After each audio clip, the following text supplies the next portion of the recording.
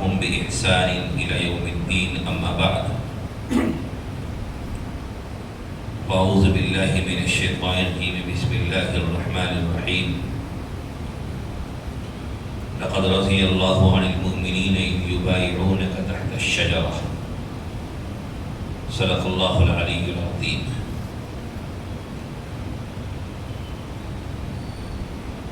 محترم حضرات،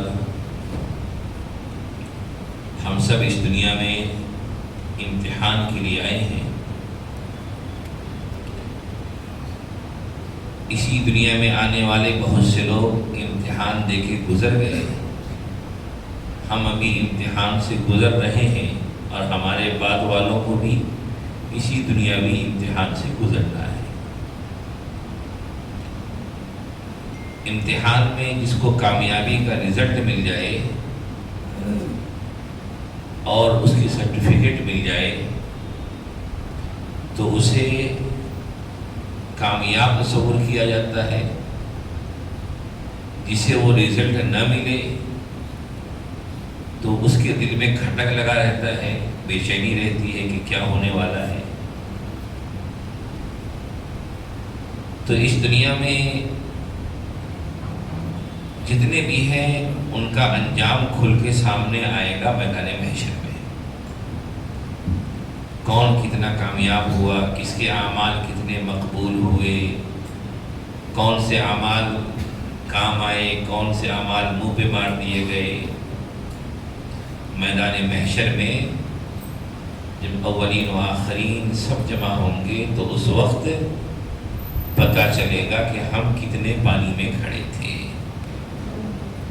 اور ہمارے اعمال میں کتنی طاقت تھی، کتنی قبولیت تھی، کتنا اخلاص تھا. ان تمام چیزوں سے پردہ ہٹ جائے گا.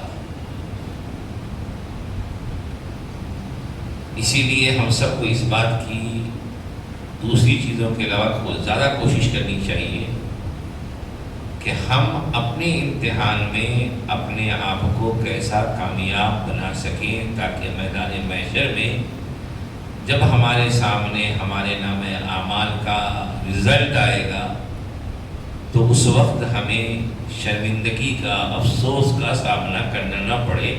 ہر آدمی کو اپنی زندگی میں اس بات پر بالکل اپنی نظر لگائے رکھنی چاہیے، کیونکہ اس وقت اگر ناکامی کا منظر سامنے آیا تو پھر ہم سے بڑا بے وقوف اور نادان کوئی نہیں ہوگا. اس دنیا میں جتنی امتیں آئی ہیں ان تمام امتوں میں امت محمدیہ اللہ تعالیٰ کو بہت محبوب ہے. قرآن کریم میں اللہ نے فرمایا کنتم خیر امت اخرجت للناس تأمرون بالمعروف وتنہون عن المنکر، کہ تم سب سے بہترین امت ہو. یہ بہت بڑی بات ہے اللہ کی طرف سے کہا جا رہا ہے اس امت کو تم بہترین امت ہو. فرمایا وَكَذَلِكَ جَعَلْنَاكُمْ أُمَّةً وَسَطًا، تمہیں اعتدال پسند امت بنایا گیا. اور دیگر احادیث میں بھی یہ مضمون اور مختلف مضامین آئے ہیں جس سے پتہ چلتا ہے کہ یہ امت اللہ کو بہت محبوب امت ہے، کیونکہ یہ محبوب نبی صلی اللہ علیہ وسلم کی امت ہے. اس کا ایک پیغام ہے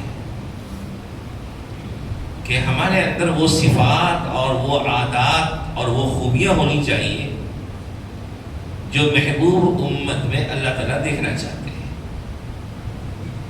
ورنہ اگر ہم اس ڈگر سے ہٹ گئے، اس راستے سے ہٹ گئے تو پھر نام کی بنیاد پر نہیں، فیصلہ کام کی بنیاد پہ ہوتا ہے. ہم نے اللہ نے ہم کو رکھا بہترین امت میں، لیکن ہم نے طریقہ اختیار کیا اس امت سے ہٹ کے دوسری امتوں کا. ہمارا کام، ہماری طرز زندگی اس امت کے طریقے کے بجائے جس امت کو بہتر نہیں کہا گیا یا جس امت کو کہا گیا کہ وہ راستے سے بھٹکے ہوئے لوگ ہیں، غیر المغضوب علیہم ولا الضالین، جن پر اللہ کا غضب نازل ہوا ہے. اگر ہم ہیں تو اس امت میں، امت محمدیہ میں، خیر امت میں، لیکن ہماری طرز زندگی، ہمارے معاملات، ہماری فکر اور ہماری زندگی کے صبح و شام امت محمدیہ کے اخلاق و عادات کے مطابق ہونے کے بجائے دوسری امتوں کے مطابق ہیں، تو پھر ہم اس امت کو جو خصوصی نعمت ملی ہے بہتر ہونے کی، ہم اس جماعت سے نکل کے اس جماعت میں شامل ہو جائیں گے. کیونکہ اللہ کے یہاں فیصلہ لسٹ کی بنیاد پہ نہیں ہوتا کہ کون کس لسٹ میں ہے، بلکہ فیصلہ عمل کی بنیاد پہ ہوتا ہے کہ کون کیسا عمل کر رہا ہے. آج اس میدان میں ہم لوگ بہت ناکام ہیں تو الحمدللہ اس امت میں شمار بھی ہے، لیکن ہمارا عمل اگر ہم خود جائزہ لیں تو بے شمار اعمال ہمیں اپنی زندگی میں ایسے نظر آئیں گے کہ ہم کو ان اعمال میں اپنے آپ کو بدلنا ہے. کیونکہ جب تک ہم نے اپنے آپ کو نہیں بدلا، گویا کہ ہم اس امت کے راستے پہ چل رہے ہیں جس کے بارے میں ہم خود اللہ سے کہتے ہیں کہ اہدنا الصراط المستقیم صراط الذین انعمت علیہم غیر المغضوب علیہم ولا الضالین، کہ یا اللہ ہمیں صراط مستقیم پر گامزن کر دیجئے، ان لوگوں کے راستے پہ گامزن کر دیجئے، چلا دیجئے جن پر آپ نے انعام نازل کیا ہے. ان لوگوں کے راستے پہ نہ چلائیے، ان لوگوں کے راستے پہ ہمیں نہ چلائیے جن پر آپ کا غضب نازل ہوا اور جو راستے سے بھٹک گئے. ہم خود دعا کرتے ہیں اللہ سے، پنج وقتہ نماز میں ہر رکعت میں پڑھتے ہیں، اللہ سے یہ دعا کرتے ہیں، لیکن اس دعا پر ہم خود عمل نہیں کر رہے ہیں. یہ حقیقت ہے. کیوں؟ اس لیے کہ طور طریق تو خود ہم اپنی مرضی سے منتخب کرتے ہیں، زندگی کے اعمال ہم خود اپنی مرضی سے منتخب کرتے ہیں. تو ایک طرف تو ہماری یہ دعا ہے، لیکن دوسری طرف ہمارا عمل اپنی دعا ہی کے خلاف ہے. تو ان چیزوں میں ہمیں اپنے آپ کو بدلنا ہے. تو غرض ہے کہ اللہ تعالیٰ نے اس امت کو قرآن میں یہ سرٹیفکیٹ دیا کہ تم بہترین امت ہو، اور اللہ نے ہمیں اس بہترین امت میں شامل کر دیا. اب بہترین میں بھی سب کا مقام یکساں نہیں ہے. اچھوں میں بھی ایک سے ایک اعلیٰ درجے کے ہیں، کیونکہ جن کا عمل جتنا اچھا ہوگا، جتنا اعلیٰ ہوگا، وہ اتنے زیادہ بہتر ہوں گے. مثال کے طور پر ایک کلاس میں سب بچے پڑھنے والے ہیں، لیکن ان میں بھی ہر ایک کی محنت کے اعتبار سے ان کا اپنا الگ الگ مقام ہے. تو پوری امت محمدیہ کو اللہ نے بہتر تو کہہ دیا، لیکن اس بہتر طبقے میں بھی اعمال و اخلاص کے اعتبار سے الگ الگ مقامات ہیں. قرآن نے کہا ان اکرمکم عند اللہ اتقاکم، کہ تم میں سب سے زیادہ باعزت وہ ہے جو سب سے بڑا متقی ہو. تو تقوی سے جس کا جتنا گہرا تعلق ہوگا، جس کے عمل میں جتنا زیادہ اخلاص ہوگا، شریعت سے جس کی جتنی زیادہ گہری وابستگی اور تعلق، اسی اعتبار سے وہ اس بہتر امت میں بھی بہتر سے بہتر ہوگا. اور جس میں اعمال اخلاق کی جتنی کمی سے کمی ہوتی جائے گی، وہ نیچے کی طرف کھسکتا چلا جائے گا. یہاں بھی ہم سب کو محاسبہ کرنا ہے کہ ہم اوپر کی طرف بڑھ رہے ہیں کہ نیچے کی طرف بڑھ رہے ہیں. اوپر جانے کے لیے اعمال اور اخلاق جتنے اچھے، ایمان جتنا مضبوط، ہم اتنے اعلیٰ درجے پہ کھڑے ہیں. اور ایمان جتنا کمزور، اعمال میں جتنی کوتاہیاں، زندگی میں جتنی بے روی، ہم اتنے زیادہ نیچے اترتے چلے جائیں گے. نبی اکرم صلی اللہ علیہ وسلم نے ایک موقع پہ فرمایا خیر الناس قرنی ثم الذین یلونہم ثم الذین یلونہم. خطبے میں یہ جملہ اکثر آپ لوگ سنتے ہیں، خیر القرون قرنی ثم الذین یلونہم ثم الذین یلونہم. یہ تو پوری صحابہ سے لے کر کے بعد میں جو امت کا ایک سلسلہ ہے، سب آپ صلی اللہ علیہ وسلم کی امت ہے. لیکن فرمایا کہ اس میں تم میرے زمانے کے لوگ وہ کون لوگ ہیں؟ صاحب میرے زمانے کے لوگ سب سے بہتر ہیں، پھر وہ لوگ جو ان سے ملے ہوئے ہیں، پھر وہ لوگ جو ان سے ملے ہوئے ہیں۔ گویا کہ رسول اللہ صلی اللہ علیہ وسلم یہ اعلان کر رہے ہیں کہ خیر امت میں جو امت کا سب سے پہلا طبقہ ہے، خیر امت میں جو امت کا سب سے پہلا طبقہ ہے، جو رسول اللہ صلی اللہ علیہ وسلم کو جس کے ساتھ ان کو زندگی گزارنے کی سعادت حاصل ہوئی ہے، وہ امت کے طبقات میں سب سے اعلیٰ اور ارفع اور عمدہ طبقہ ہے۔ نبی صلی اللہ علیہ وسلم خود اس کو گویا کہ اعلان کر رہے ہیں۔ تو اس لیے ہم کہتے ہیں کہ صحابہ کا مقام امت میں سب سے اعلیٰ ہے، کیونکہ نبی صلی اللہ علیہ وسلم نے خود اعلان کر دیا۔ صحابہ کہتے کس کو؟ پہلے یہ ذہن میں رکھیے، صحابہ کی یہ تعریف کی گئی ہے کہ وہ شخصیتیں جو رسول اللہ صلی اللہ علیہ وسلم پر جنہوں نے اسلام ایمان قبول کیا، ایمان لے آئے، انہوں نے رسول اللہ صلی اللہ علیہ وسلم کا دیدار کیا، رسول اللہ صلی اللہ علیہ وسلم کے دیدار کی سعادت انہیں حاصل ہوئی، اور اسی ایمان پر قائم رہتے ہوئے وہ دنیا سے چلے گئے، تو ان کو کیا کہتے ہیں؟ صحابی۔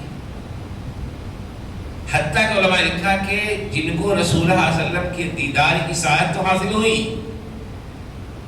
لیکن اس وقت وہ مسلمان نہیں ہو سکے، بعد میں مسلمان ہوئے، تو ان کو صحابہ میں شمار نہیں کیا جائے گا۔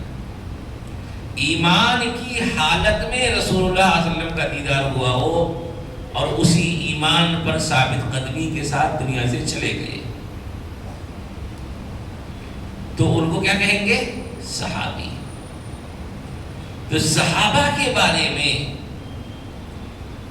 نبی اکرم صلی اللہ علیہ وسلم نے احادیث میں اور قرآن کریم میں اللہ تعالیٰ نے بطور خاص واضح پیغام دیا، جس سے پتہ چلتا ہے کہ امت محمدیہ جو بہترین امت ہے، اس امت کے سب سے عمدہ منتخب زمرے کا نام صحابہ ہے، سب سے اعلیٰ درجے کا نام صحابہ ہے۔ پھر صحابہ میں بھی اعمال کے اعتبار سے فرق مراتب ہیں،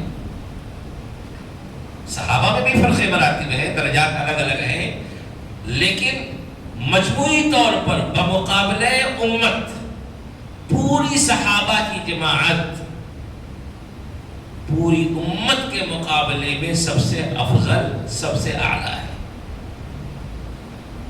قرآن کریم نے اللہ نے فرمایا والسابقون الأولون من المهاجرين والأنصار والذين اتبعوهم بإحسان رضي الله عنهم ورضوا عنه۔ اللہ اکبر۔ میں نے جیسا کہ کہا کہ اس دنیا میں امتحان سے سب کو گزرنا ہے، لیکن جس کو کامیابی کا پروانہ مل گیا وہ سب سے اعلیٰ ہے۔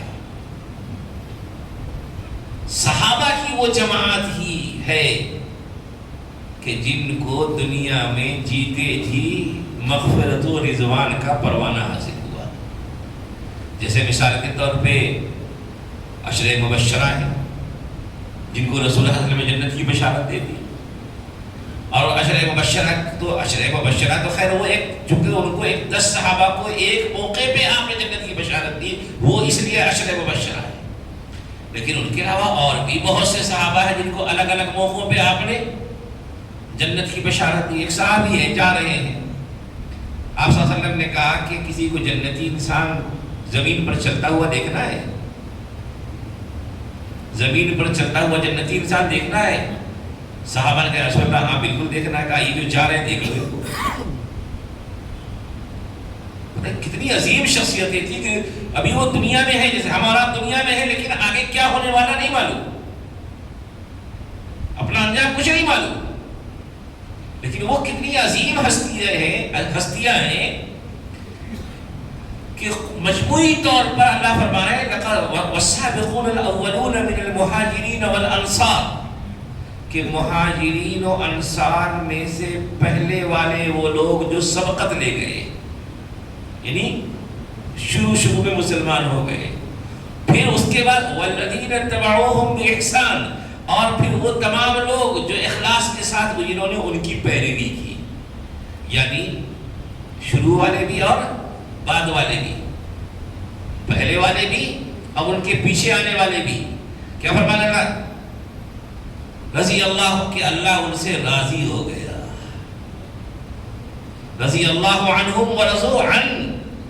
بتائیے اس سے بڑا کوئی پروانہ ہو سکتا ہے کہ اللہ تذکرہ کرے ان کا قرآن کریم میں، اور قرآن کریم میں تذکرہ کر کے اللہ تعالیٰ صاف لفظوں میں یہ اعلان کر دے رضی اللہ عنہم ورضوا عنہ، کہ اللہ ان سے راضی ہو گیا اور وہ اللہ سے راضی ہو گئے. یہ جو امتیاز صحابہ کو حاصل ہے کہ اللہ نے قرآن کریم کی آیت میں ان کی مغفرت کا اعلان کر کے قیامت تک کے مسلمانوں کو یہ تعلیم دے دیا کہ تمہارا انجام ابھی ہو سکتا ہے تمہیں معلوم نہ ہو، تم اپنے امتحان میں ابھی کس مقام پر پہنچے ہو، تم ابھی پرخطر راہوں سے گزر رہے ہو، لیکن یہ میرے وہ محبوب بندے ہیں، ان کے اخلاص کی وجہ سے، ان کے ایمان کی قوت کی وجہ سے رب کریم کا اعلان ہے رضی اللہ عنہم ورضوا عنہ. اللہ ان سے راضی ہو گئے یا اللہ سے راضی ہو گئے. یہ مقام کسی کو انسان حاصل نہیں ہے. یہ مقام حاصل ہے تو صرف حضرات صحابہ کرام رضوان اللہ علیہم اجمعین کو حاصل ہے. اسی لیے امت کے علماء نے، فقہاء نے، محدثین نے ہمیشہ اس بات کی تعلیم دی کہ چونکہ صحابہ کرام کو امت کے درمیان ایک خصوصی اعلیٰ ترین مقام حاصل ہے، اور اللہ تعالیٰ نے خود قرآن کریم میں ان کی مغفرت اور ان سے راضی ہو جانے کا اعلان کر دیا ہے کہ میں تو ان سے خوش ہوں، میں تو ان سے خوش ہوں. صاف لفظوں میں کہہ دیا کہ میں تو ان سے خوش ہوں. اب بعد والا کوئی آدمی کہے کہ میں ان سے خوش نہیں ہوں. اللہ تو کہہ رہے ہیں کہ میں تو ان سے خوش ہوں. تو کیا بعد والے کسی کو یہ اختیار ملتا ہے کہ کہے کہ نہیں میں تو خوش نہیں ہوں، انہوں نے ایسا کیوں کیا؟ اب ہوتے کون ہیں؟ آپ سے ان کو کوئی فیصلہ کرانا ہی نہیں ہے. آپ سے ان کو کوئی فیصلہ کرانا ہی نہیں ہے، اور آپ کے اور ہمارے کسی فیصلے سے ان کا کچھ ہونا بھی نہیں ہے. جن کو فیصلہ دینا تھا انہوں نے تو فیصلہ دے دیا. اللہ نے فیصلہ دے دیا، میں تو ان سے خوش ہوں.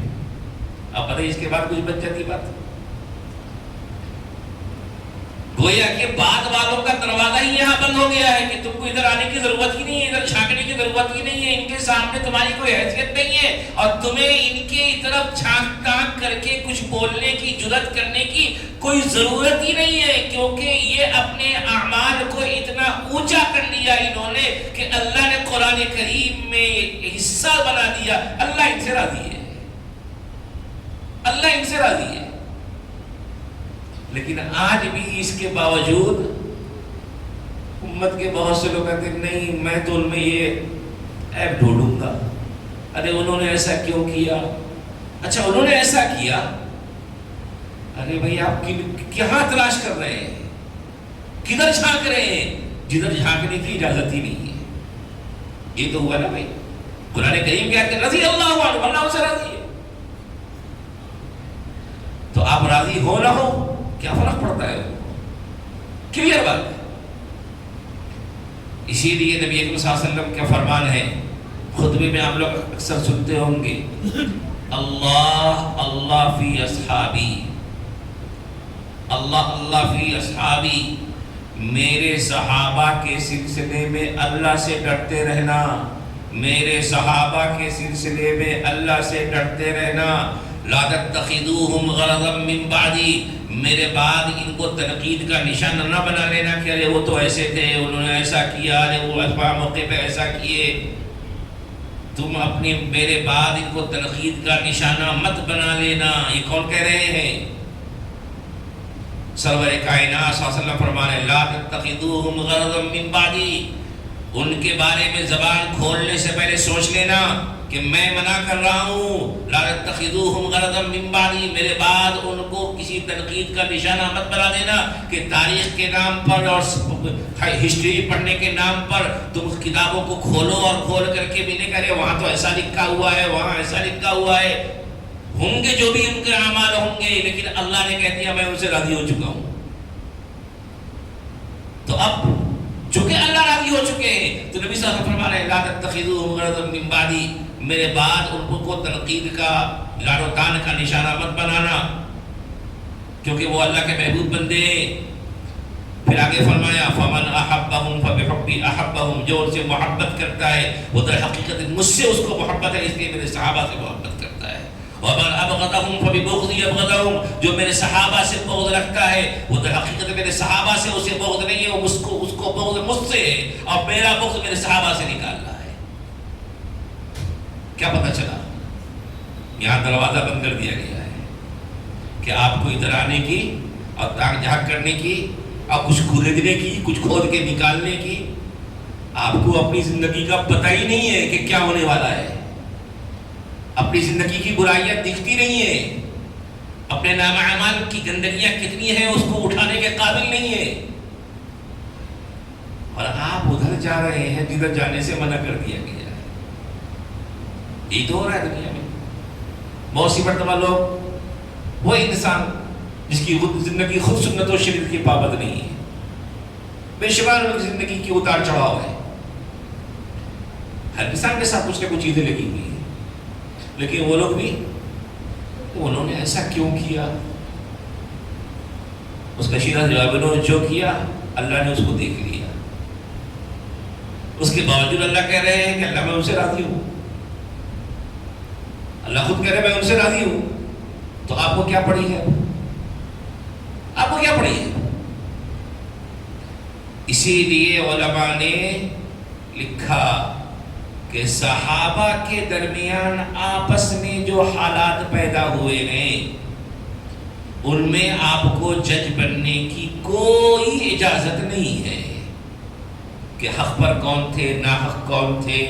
محض واقعہ برائے واقعہ پڑھیے، جانیے، ٹھیک ہے، جاننا چاہیے، تاریخ سے واقف ہونا چاہیے، لیکن اس میں ایک طالب علم بن کے جائیے، اس واقعے کو پڑھنے والا ایک قاری بن کے جائیے، وہاں کوئی جج بن کر کے فیصل بن کے مت جائیے کہ آپ پڑھیں گے اور پڑھ کر کے ایک نتیجے پہ پہنچیں گے کہ بھائی حق پر کون تھے، ناحق کون تھے۔ یہ راستہ نہیں ہے۔ یہی وجہ ہے علماء نے صحابہ کے درمیان آپس میں جو حالات پیدا ہوئے، مختلف حالات پیدا ہوئے، بات جنگیں ہوئی، ان کو آپ کتابیں اٹھا کے دیکھ لیجیے، جو ان کو مشاجرات کا نام دیا گیا ہے، مشاجرات صحابہ۔ آپ کے درمیان اختلاف ہوگا تو اس کو اختلاف کہا جائے گا، جنگ و جدال کہا جائے گا، لڑائی کی جائے گی، لیکن صحابہ کے درمیان جو آپس میں بعض حالات پیدا ہوئے ہیں ان کو ادب کے طور پر جنگ و جدال کے بجائے مشاجرات کا نام دیا گیا ہے۔ مشاجرات کسے کہتے ہیں؟ دیکھیے ادھر آپ کو درخت نظر آئیں گے، درختوں کی ٹہنیاں آپس میں ایک دوسرے میں گھسی ہوئی ہوتی ہے نا، بالکل سیدھی سیدھی سیدھی سیدھی نہیں جاتی، سب سیدھی، بلکہ آپس میں ٹہنیاں الجھی ہوئی ہوتی ہے، لیکن کیا ان کا یہ الجھاؤ اس سے درخت عیب دار لگ رہا ہے؟ درخت میں کوئی عیب پیدا ہو رہا ہے؟ بلکہ ان کی درختوں کی ٹہنی کے الجھاؤ میں بھی ایک حسن ہے۔ تو درختوں کی ٹہنیوں کے آپس میں ایک دوسرے میں گھس جانے اور الجھ جانے کو عربی میں مشاجرہ کہتے ہیں۔ تو ادب کے طور پہ صحابہ کے اختلاف کو مشاجرات کا نام دیا گیا کہ یہ امت کے بہتر طبقے کے آپسی حالات ہیں، ان میں ان کی نیت بھی اچھی، ان کی نیت بھی اچھی، ان کے پیش نظر بھی اللہ کی رضا تھی، ان کے پیش نظر بھی اللہ کی رضا تھی۔ بس اوقات ایسا ہوتا ہے کہ ایک مسئلے میں دونوں مخلص ہو لیکن دونوں کے سوچنے کی نوعیت الگ الگ ہو، ایسا ہوتا ہے، دونوں کے پیش نظر اللہ کی رضا ہو لیکن آپ ایک چیز کو الگ نظریے سے سوچ رہے ہیں، دوسرا اسی چیز کو کسی اور زاویے سے دیکھ رہا ہے۔ کسی اور پہلو سے دیکھ رہا ہے. آپ کا مقصد بھی حق کی حفاظت ہے, دوسرے کا مقصد بھی حق کی حفاظت ہے. بہت سی مرتبہ ہم لوگوں کی عمومی زندگی میں اس طرح کے حالات آتے ہیں کہ دونوں کی نیت اچھی ہوتی ہے لیکن سوچنے کا دائرہ, سوچنے کا زاویہ الگ الگ ہوتا ہے اور اس کی وجہ سے آپس میں اختلاف ہو جاتا ہے. تو کہا کہ یہاں کسی کی نیت میں شک مت کرنا, کیونکہ ان کو رسول اللہ صلی اللہ علیہ وسلم کی طرف سے خاص انعام ملا ہے. قرآن نے ان کے بارے میں خاص اعلان کیا, کہا ان کے بارے میں بدگمان مت ہو جانا. ان کے درمیان آپس میں جو حالات پیدا ہوئے ہیں ان میں فلاں حق پر تھے, فلاں حق پر تھے, یہ کہنے کے بجائے کہو کہ دونوں اللہ کے بندے تھے, دونوں اللہ کے محبوب بندے تھے, دونوں کی نیت اچھی تھی. اب ان کے درمیان جو ہوا وہ بھی اللہ کی مرضی تھی. ان کے درمیان جو بھی ہوا وہ اللہ کی مرضی تھی. اسی لیے اس کو مشاجرات صحابہ قرار دیا گیا ہے. یہی وجہ ہے حدیث امت مسلمہ کا ایک بہت بڑا امتیاز ہے حدیث کی سند. جیسے کوئی بھی حدیث آپ حدیث کی کتاب اٹھا کے دیکھیں گے اور الحمدللہ حدیث کی تمام سندیں محفوظ ہیں. میں اگر چاہوں تو یہاں سے میں نے صحاح ستہ حدیث کی 6 کتابیں جن اساتذہ سے پڑھی ہیں, ان اساتذہ کی سندیں پہنچتی ہیں جو میرے پاس محفوظ ہے حضرت شاہ ولی اللہ محدث دہلوی رحمۃ اللہ علیہ تک. حضرت شاہ ولی اللہ محدث دہلوی رحمۃ اللہ علیہ سے وہ سندیں پہنچتی ہے امام بخاری, امام مسلم, امام ترمذی, امام نسائی اور امام ابو داؤد سجستانی وغیرہ وغیرہ تک. اور پھر ان محدثین کی ساری سندیں حدیث کی کتابوں میں لکھی ہوئی ہے کہ انہوں نے فلاں سے سنا, انہوں نے فلاں سے سنا, انہوں نے فلاں سے سنا, انہوں نے فلاں سے سنا. اس طریقے سے اگر کبھی موقع ہو تو میں اپنے سے لے کر کے رسول اللہ صلی اللہ علیہ وسلم تک کی پوری سند اللہ کے فضل سے بیان کر سکتا ہوں. یہ اس امت کا امتیاز ہے. اللہ نے حدیث کی حفاظت کے لیے یہ کام کیا ہے. اب محدثین نے کیا کام کیا, ہر حدیث کے ایک ایک راوی پر نظر ڈالا کہ یہ آدمی کیسا ہے. آپ سنتے ہو کہ فلاں روایت ضعیف ہے, وہ کیسے ہو جاتی؟ انہوں نے ان سے نقل کیا, انہوں نے ان سے نقل کیا, انہوں نے ان سے نقل کیا, انہوں نے صحابی سے نقل کیا. عام طور پہ 5-6 واسطہ ہوتا ہے محدثین, اور کیونکہ حدیث کی تدوین کا کام عام طور پہ 4 صدی ہجری میں ہوا تو 5-6 واسطہ عام طور پہ محدث جیسے امام بخاری ہیں اور رسول اللہ صلی اللہ علیہ وسلم ہے کہ بعض روایتوں میں 4 کا واسطہ ہے, بعض روایتوں میں صرف 3 کی کڑی ہے درمیان میں, بعض میں اس سے زیادہ ہے. برابر اتنی طرح واسطہ ہوتا ہے. ان تمام واسطوں پہ غور کیا گیا ہے.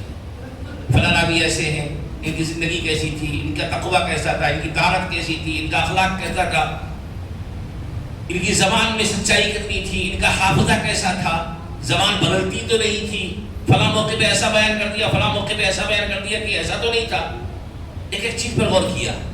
غور کرتے کرتے جہاں نام آتا ہے صحابی کا تو کہتے ہیں نہیں یہ تو اللہ کے رسول کے صحابی ہیں, ان کے بارے میں کچھ نہیں بولنا ہے کیونکہ ان کے بارے میں رسول اللہ صلی اللہ علیہ وسلم بول چکے ہیں, یا کچھ نہیں کرنا ہے. ساری تحقیق ان کے بعد کے لوگوں پر کی گئی ہے اور صحابہ کے بارے میں رسول اللہ صلی اللہ علیہ وسلم نے خود مہر لگا دیا ہے کہ یہ میرے صحابہ ہیں. ان پر جرح و تعدیل کرنا تم کو اس کی اجازت نہیں ہے. ایک موقع پہ نبی صلی اللہ علیہ وسلم نے فرمایا کہ اللہ نے مجھے منتخب کیا تو میرے لیے میرے صحابہ کو منتخب کیا ہے, اس لیے یہ اللہ کے وہ بندے ہیں جن کو میری صحبت کے لیے اللہ نے منتخب کر کے چن چن کے میرے پاس جمع کیا ہے. ذرا یہ کتنی بڑی بات ہے. اس زمانے میں بہت سے لوگ تھے, کئی لوگ ہیں جن کو بعد میں انہوں نے رسول اللہ صلی اللہ علیہ وسلم کو دیکھا, ملاقات کی, مجلس میں بیٹھے, لیکن ایمان نہیں لا سکے, بعد میں مسلمان ہوئے. گویا کہ اللہ نے ان کو چنا نہیں تھا اس کے لیے, کیونکہ رسول اللہ صلی اللہ علیہ وسلم فرما رہے ہیں یہ وہ حضرات ہیں جن کو اللہ نے چن چن کے میرے پاس جمع کیا ہے, یہ اللہ کے چنے ہوئے منتخب لوگ ہیں. ایک حدیث میں فرمایا کہ میرے صحابہ کو برا بھلا مت کہنا, میرے صحابہ کو برا بھلا مت کہنا, تم بعد میں کتنے بھی بڑے ہوں گے, تم میں کا بعد والا اگر کوئی احد پہاڑ کے برابر بھی سونا خرچ کر دے, بعد والا کوئی انسان احد پہاڑ کے برابر بھی سونا خرچ کر دے تو نبی صلی اللہ علیہ وسلم فرماتے ہیں کہ وہ میرے صحابہ کے ایک مد یعنی کلو 2 کلو جو انہوں نے صدقہ کیا ہے, اس کلو 2 کلو کے صدقے کی برابری بعد والے احد پہاڑ کے برابر سونا خرچ کر کے نہیں کر سکتے. بتائیے کیا تھا؟ یہ در حقیقت وہ اخلاص، اور کیا اخلاص تھا؟ صحابہ کی داستان پڑھیے. آج تو لوگ چھوٹے چھوٹے مفادات کی خاطر باپ بیٹے کا ساتھ نہیں دیتا ہے. جہاں جان کی باری آتی ہے تو وہاں انسان سب کچھ کو بھول کر کے اپنی جان کو بچانے کی کوشش کرتا ہے. صحابہ وہ جماعت ہیں کہ جن کو آپ دیکھیں گے کہ ہر موڑ پہ ان کی کوشش ہوگی کہ نبی صلی اللہ علیہ وسلم کے اشارے پر میری جان چلی جائے. ہے کوئی مائی کا لال جسے معلوم ہو کہ اس بستر پہ آج حملہ ہونا ہے، لٹکتی ہوئی تلوار اس کے سامنے ہو، اور پھر اسے کہا جائے کہ اس بستر پہ سو جاؤ، اور وہ کہتے ہو کہ اس رات مجھے اتنی اچھی نیند آئی کہ وہ نیند کبھی نہیں آئی. حضرت علی رضی اللہ تعالیٰ عنہ کو رسول اللہ صلی اللہ علیہ وسلم نے کہا تھا کہ امانتیں واپس کر کے آنا، میرے بستر پہ سو جانا.